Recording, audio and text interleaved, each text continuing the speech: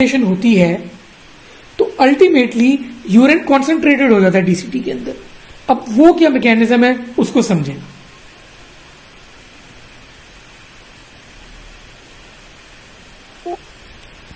एक बंदा आपके पास आया जिसको डिहाइड्रेशन हुई थी। अब जब वो डिहाइड्रेटेड था बंदा, उसकी वजह से देखिए बॉडी में ऑलरेडी फ्लूइड कम है, तो अब बॉडी की कोशिश क्या होनी चाहिए कि सॉल्यूट्स जो हैं वो भी बॉडी में कम रहें। इसलिए बॉडी जो है उसी कोशिश होती है कि वो सॉल्ट जो है वो निकाल दे सारा बॉडी में से। अब जीएफआर पहले से ही कम है, जब फ्लूइड कम है तो जीएफआर कम है। अगर ये आपका ट्यूब्यूल है नेफ्रॉन का, तो इसमें इस टाइम पे जब डिहाइड्रेशन हुई है, वाटर कम है और सॉल्ट ज्यादा है। होता क्या है कि डिहाइड्रेशन में डीसीटी सॉल्ट भी एब्जॉर्ब जो नॉर्मली कर रहा होता है, लेकिन डिहाइड्रेशन में सॉल्ट भी रीएब्जॉर्ब नहीं करता ताकि सॉल्ट सारा बाहर निकल जाए। तो इस केस में यूरिन जो है वो हो जाता है ऑटोमेटिकली, क्या कहेंगे उसे, कॉन्सेंट्रेटेड यूरिन। तो ये कॉन्सेप्ट बहुत इंपॉर्टेंट है जो आपको पता होना चाहिए। और ये जो डीसीटी है, ये सारी डीसीटी की बात हो रही है, ये जो डीसीटी है इसमें बेसिकली साइट है for final composition of urine.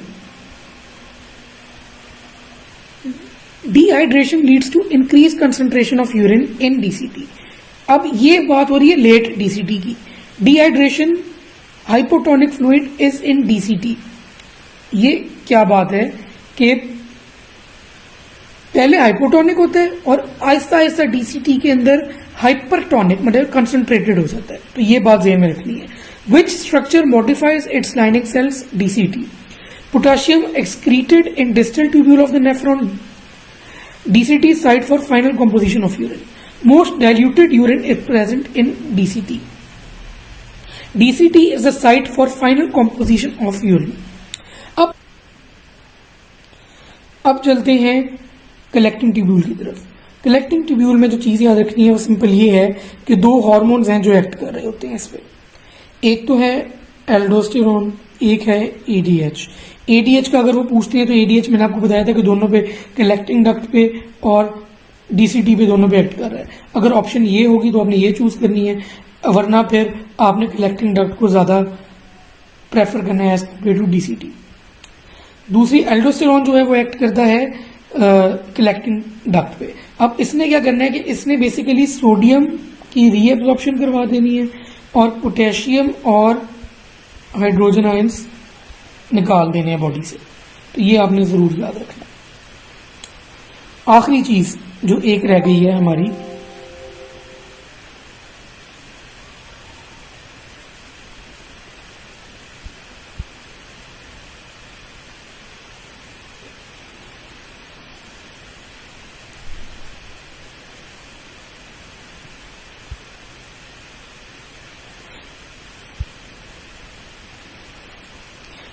जो एक रह गई है हमारी, वो है हमारे जक्स्टा ग्लोमेरुलर ऑपरेटस।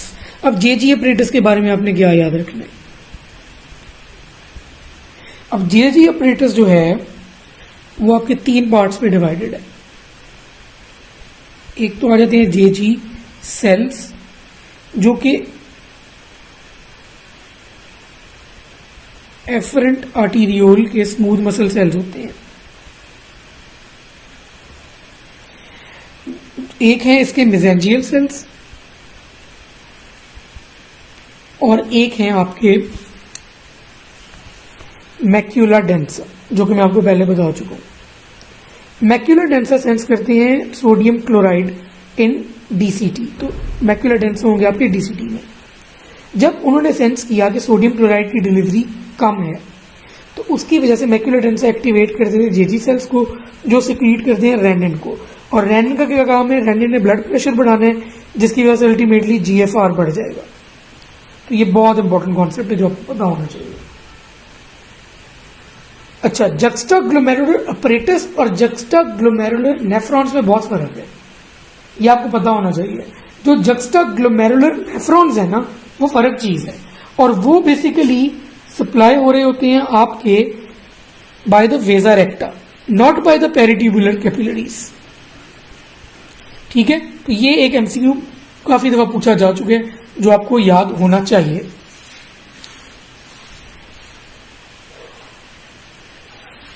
इसके बाद आ जाते हैं hormones acting on various parts.